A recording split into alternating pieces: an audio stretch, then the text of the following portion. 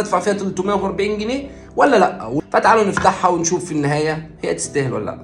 خليني اوريكم شكله بعد ما فتحته. وشكله محشي عادي،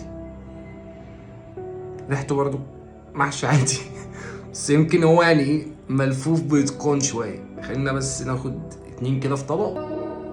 العيدان أزم بقى، فخليني كده انا هحط صوص على واحده. زود ده ساده.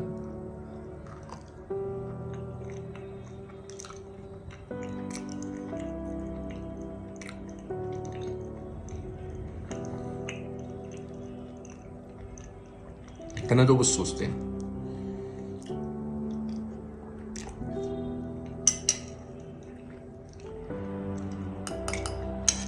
عنه حلو بصراحه، جميل قوي. راح بقى افطر بيه، يعني طلع حلو بصراحه ويستحق